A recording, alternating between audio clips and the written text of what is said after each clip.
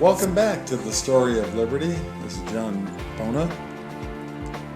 There was actually a race to ratify the Constitution of the United States, and there were voices from overseas. The delegates were impressed with the enthusiastic support for the Constitution, which came from America's principal ambassadors in Europe. One was Thomas Jefferson, ambassador to France, and the other was John Adams, ambassador to England. When they learned of the Bill of Rights, they endorsed the Constitution with warm approval.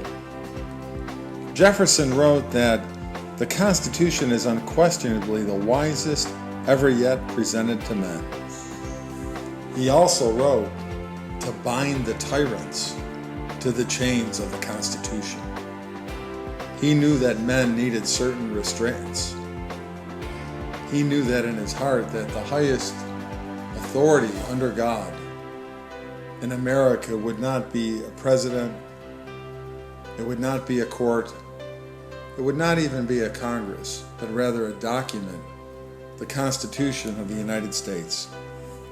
The race began, and Pennsylvania had hoped to be the first, but Delaware adopted the Constitution.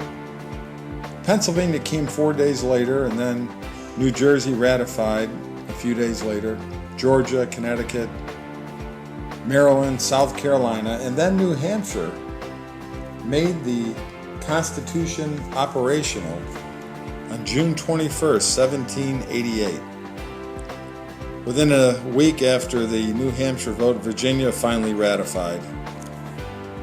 And then New York, one of the most bitter battles of all, finally a month later, after the Virginia vote, ratified. North Carolina and Rhode Island came later. She finally squeezed into the Union on May 29, 1790. And this was after the Constitution had been functional for 2 years. But folks, there it was, the rebirth of a nation. Under its new Constitution, the United States of America was reborn. No longer was she just a confederation of states, but a government of the people. Well, the rest is history, because we know Congress now needed an organized and electoral votes could be officially counted. And the House of Representatives convened on April 1st, 1789. And with 59 elected representatives present, the Senate was organized, and a joint session of both houses convened on that same date to see who would be president. The results came as no surprise to anyone. George Washington was elected unanimously as president, 69 electoral votes. John Adams came in the next highest with 34, so he became the vice president. On April 30th of 1789, George Washington was inaugurated in the Senate chamber of the Federal Hall in New York City.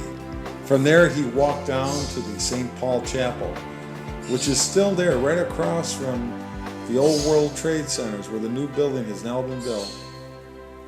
That's St. Paul's Chapel that gave refuge to our brave firemen at 9/11.